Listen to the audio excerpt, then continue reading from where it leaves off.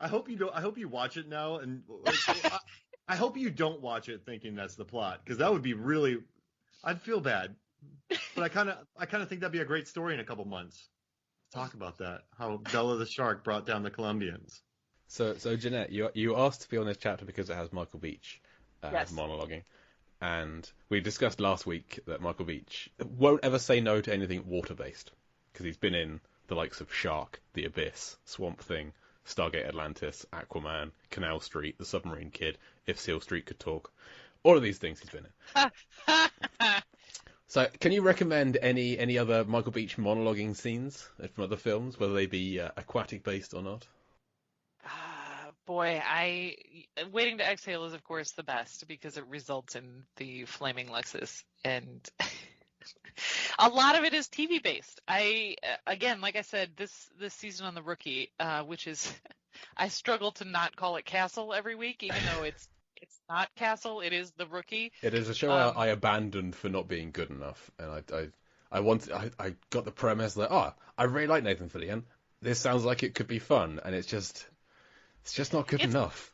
It's cop show, right? Yeah. I mean, it's another cop show, and that's fine. It has the added benefit of Nathan Fillion being Nathan Fillion, and during the off season, as you know, a lot of cop shows have been a rough year for cop shows to try and still be cop show. Without addressing real life issues, especially one where The Rookie tends to be a little more lighthearted than a lot of other cop shows. And so they said, yeah, we're going to address a lot of the racial tensions dealing with cop issues, but we're going to do it, and still maintain being The Rookie, which is more lighthearted. And so they kind of gave Michael Beach a lot of the heavy lifting in terms of he plays one of the rookies' fathers, who's also the head of the Internal Affairs Department. And so he has to confront another officer who they went outside the rules to solve a case. And he has to say to them, listen, you have to come to us. We are responsible for holding ourselves accountable. So he gets this impressive monologue in a year where cops are struggling to, how do I say this? Listen, it's PR issues because all you hear about are the bad cops. I know there are good cops out there, but I don't hear from them and I don't see them. And that's the problem. And so he gets kind of a monologue explaining, listen, we have to police ourselves. We have to be responsible. You should have brought this to IA so that we can handle it. People already have a problem trusting us. So again, I felt like, because Michael Beach on that show has been recurring at best, guest star maybe, and I feel like they brought him in and like none of us are capable of handling this particular pile of dialogue. Someone call Michael Beach and let's give it to his character, which he does great. And like I said, I love him on The 100 because he is a character of questionable morals who ends up making some questionable decisions, but for all the right reasons. And so he's good at that. He's good at characters like that. Soul Food, he plays a guy similar to he played in Waiting to Exhale, the cheater. He's also real good at playing the cheater. So when they need him, do they put is there like a chunky cardigan signal for him that they put in the sky? Chunky cardigan, and if you come here, we'll let you ride your motorcycle to and from work, and then you're going to have to just, make a meal out of this monologue, and then you could go. Here's a cardigan. Oh, he gets paid in cardigans. Or vests. I feel like he's a dude who will wear a lot of vests as well. Yeah. I mean, yeah, you could have the chunky cardigan with the vest underneath.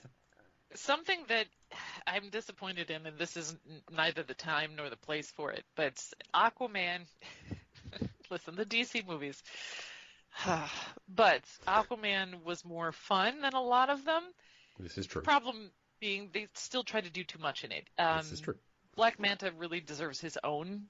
Like, let him be the villain. You don't have to have him and Orm and somebody else. And no, let's just have a movie where it's Aquaman dealing with Black Manta. Michael Beach's performance as the first Black Manta, then handing that off to his son and allowing him to kind of pick up the mantle and become the villain. The potential of that character was so disappointing because he basically got nothing to do except drown in a submarine. Like, come on, man. You hire him to give him the chunky cardigan dialogues. You really missed the ball there, guys.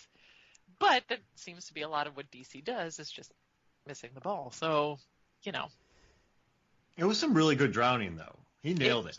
Quality drowning. Nobody drowns like Beach. No.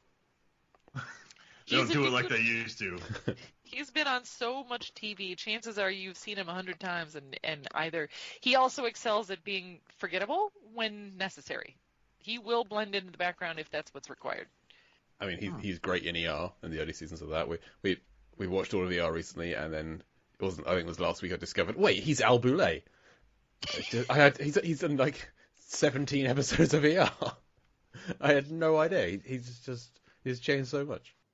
Well, he hasn't had hair in a while, and That's true. That will make you look different. Okay, is there anything else in this chapter for you, Jeanette? Or the film overall? Let me consult the notes. Craig's suit. Craig's tie more than anything. Craig's tie. Craig not appearing in this chapter, unfortunately. The phrase neurotropics as uppers or stimulants. I was like, let me make a note of that. Not sure why. The gods and monsters line, love that. Where he's like, we can all be gods, and she's like, or we can all be monsters. I got a very Incredibles, like when everyone's super, no one is kind of vibe from that. Exactly. Like he wants to make everybody super intelligent, so no one is really. Right, exactly. Yeah, and just that they've upped Bella's intelligence by 1,000-fold. She's got better eyesight. She can now communicate with the other sharks. What it reminded me of is the, I-Rex in the Indominus Rex. World. Yeah. Yes, who, when they're like, sick the raptors on her, and the raptors roll over, and then she's like, oh, hey, raptors, guess what? I'm part raptor. Why don't we all be friends and turn against all these humans? And all the raptors are like, oh, okay. That's a good idea. It's a great idea. We're 100% in on this. Yeah, I feel like Bella, now I haven't seen Deep Blue Sea 3. Oh, you got to. It's so good. It is good. It is good. We recommend it. All right, I will get on that right away, and I'll be prepared for when you get to it. Okay. Do it. We had a good conversation with the director, John Pogue. I'm very excited to listen to that. Yeah, I'd watch the film first. Okay, Jeanette, where can the listeners find you? Oh, on the interwebs, you can find. No, you can't. You're off the grid. You don't want those AIs. I'm afraid of the AIs. You need a shark to find her. As I have previously stated, I embrace the machine learning algorithms and I feed them so that my smart devices pay more attention to me. Listen, when the takeover happens, I'm going to be the one where they're like, well, she was always nice to us, so she's fine. That's going to be me. Only one left. jwardadventures.blogspot.com. You got movie reviews. I just posted the Coming to America one, and we'll have a review on Boss Level up, which, hey guys, Boss Level, super fun. Grillo has been... It's beyond time for Grillo to become the superstar he's always been meant to be. Yeah. He and Scott Adkins and Iko Uwais, Michael Jai White. 3% body weight. Michael Jai White, yes. Scott Adkins. Just make a movie do Triple Threat 2 with the same cast plus Frank Grillo. There you go. And Patrick Wilson. Mm-hmm. And Tanya Raymond because she's cool. And Trader Slint. Trader's Land, got to be that. And do you know what was the name of that Shark Foundation you mentioned earlier? Oceana.org. Oceana.org. There we go. Yes, making a legitimate change because they push through legislation to protect oceans. And to date, they were founded in 2001. It's an international group, and they focus on ocean conservation because a lot of other nature organizations don't focus on the ocean. So Oceana.org focuses on the ocean, mainly in combating overfishing, eliminating plastics from the oceans, combating seafood fraud, which apparently is a big deal, and climate change and energy issues. And so far, they have protected 4.5 million square miles of ocean just through pushing through good, strong legislation like anti-finning laws, etc. So, yes, Oceana.org. Incredible. And if you use Amazon as much as everyone uses Amazon in a pandemic, when you're going, instead of just going Amazon.com, go to smile.amazon.com.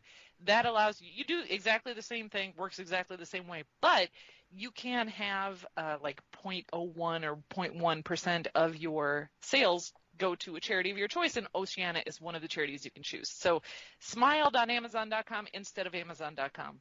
There you go. Excellent. Thank you. And before I forget, this chapter is 14.69% blue. It is the least blue chapter we've had so far. Very little blue in this chapter. Mostly grey. Is green. Yeah, there's some blue at the pool. There's some blue at the gummy sharks. Not a lot of blue. But it's the deepest so far. We have no idea how deep it is, but it is the deepest so far. Most of it takes place on this Achilles level with a little bit on the surface. Listeners, you can find this podcast on Facebook, Instagram, and Twitter at DeepBlueSeaPod. Email us deepblueseapod@gmail.com. You can find more of my writing over at lifeversusfilm.com. Follow me on Twitter at lifeversusfilm. Listen to the monthly trivia episodes of Lampity on the Lambcast, the Lamb's official podcast, and the Lamb is the large association of movie vlogs. Come join us if you have a movie vlog or podcast and want to be part of a larger community of like-minded people. Mark, where can people find more of your stuff? Hey, so real quick, I don't know if you've heard about this, but there's a thing called 4Ocean. I like them a lot. So if you get one of their bracelets, they're made from all recycled materials, but they take a pound of plastic out of the ocean when you get one of the bracelets. It's a cool organization. They're getting more and more. They've taken out like a million plus pounds of plastic, which isn't a lot, but they're getting more and more and more out of the ocean. So look at 4Ocean. Check out their bracelets. I'm wearing 4 of them right now, and I have 3 backed up. So I have a ton of their stuff. I'm pretty sure I have one of those as well. There's another organization that I was just trying to look up quickly, and I'll have to get it to you guys later, but you can order jewelry from them, and they send you a QR code, so you get to basically adopt a shark, and you'll be able to scan it, and they will tell you where your shark is at any given moment. Also, all the money goes to shark conservation. Oh, I need that. And then check out Movies, Films, and Flicks, Movies, Films, and FLIX. You can listen to the podcast as well. Then look for my stuff on Rotten Tomatoes. I got 3 new articles coming out by the time this comes out. So just type in Mark Rotten Tomatoes. Listen to the Rotten Tomatoes is wrong. I work on podcasts. I work on that. Then watch Versus. You can watch those on Peacock or YouTube. So the Versus video for Rotten Tomatoes. And then I should have a new video out for the film theorists about what is a minion. So watch that video. What is it? It's Ocean Project. So yeah, Ocean exactly. Project, there you go. Yes.